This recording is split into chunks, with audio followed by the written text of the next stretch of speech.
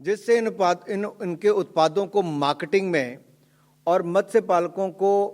ज़्यादा मुनाफा या ज़्यादा आय में बल मिलेगा। इस स्कीम के अंतर्गत 40 lakh micro enterprises, fishers, fish farmers, fish workers को डिजिटल प्लेटफॉर्म पर भी रजिस्टर करने का लक्ष्य है और 6 लाख से ज़्यादा माइक्रो एंटरप्राइजेस को वर्किंग कैपिटल की सुविधा उपलब्ध कराई जाएगी। 1 लाख हेक्टेयर से अधिक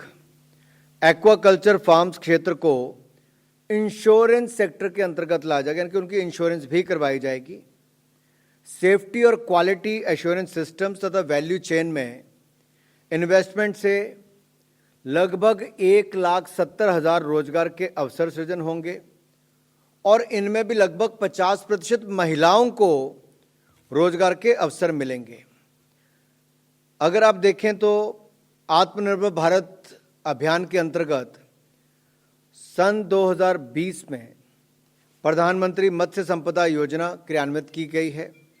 ये सेंट्रल स्पॉन्सर्ड स्कीम है। इसके अंतर्गत फिशरीज सेक्टर में उत्पादन और प्रोडक्टिविटी को बढ़ावा देने के लिए इनलैंड और मैरीन फिशरीज दोनों क्षेत्रों में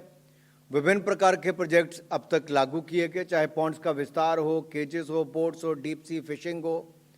हैचरीज हो, कोल्ड स्टोरेज हो, रेफ्रिजरेटेड ट्रांसपोर्टेशन हो, आदि आदि इस तरह के उसमें कार्यक्रम थे। अब इसके अंतर्गत जो मैंने सब स्कीम की बात कही, जिसकी मंजूरी आज दी गई, ये फिशरीज सेक्टर्स को फॉर्मलाइजेशन की ओर ले जाने का एक प्रयास है, जिसमें इंस्टीट्यूशनल क्रेडिट भी मिलेगा,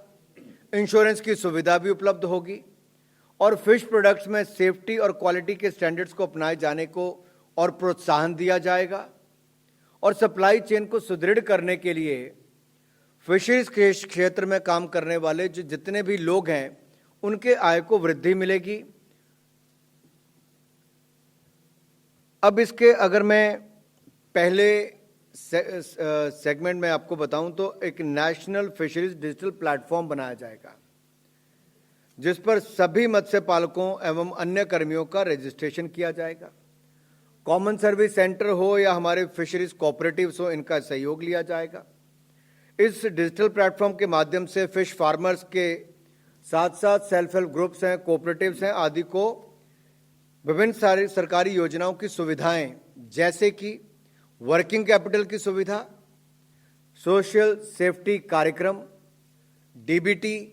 ई ऑक्शन और ई मार्केटिंग की सुविधाएं सहजता से उपलब्ध होंगी, यानी कि टेक्नोलॉजी के उपयोग से रजिस्ट्रेशन करके इन योजनाओं का लाभ उनको दिया जाएगा।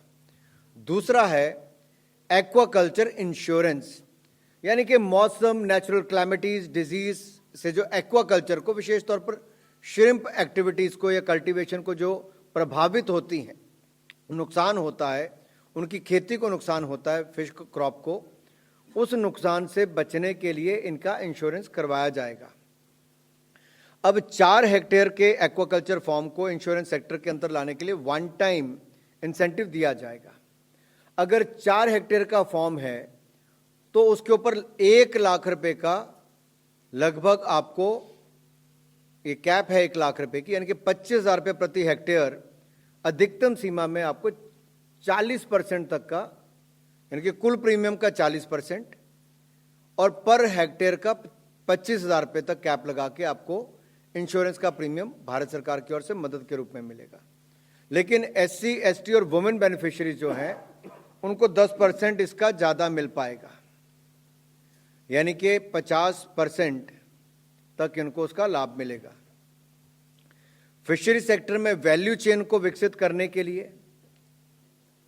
माइक्रो एंटरप्राइजेस और माइक्रो एंटरप्राइजेस के समूह, जैसा कि फिश फार्मर प्रोड्यूसर ऑर्गेनाइजेशन हो, विलेज लेवल आपका ऑर्गेनाइजेशन हो, SHG के फेडरेशन हो जो हमारे स्वयं सहायता समूह के फेडरेशन हैं, फिशरीज कोऑपरेटिव्स को वैल्यू चेन में इन्वेस्ट तथा फिश प्रोडक्ट्स में सेफ्टी और क्वालिटी एश्योरेंस के स्टैंडर्ड्स के अडॉप्ट करने के लिए इन्वेस्टमेंट और परफॉर्मेंस ग्रांट मिलेगी। अब उदाहरण के तौर पर माइक्रो एंटरप्राइजेस को इन्वेस्टमेंट का 25% परफॉर्मेंस ग्रांट के रूप में दिया जाएगा। जिसकी अधिकतम सीमा 35 लाख रुपया होगी। और अगर SC, ST और वुमेन एंटरप्राइजेस हैं तो इनको 35% दिया जाएगा, जो 45 लाख रुपए तक ये जाएगा। इसी तरह से ही FPO जो है फिशरीज के या सेल्फ हेल्प ग्रुप के फेडरेशन जो हैं या फिशरीज की जो कोऑपरेटिव्स हैं,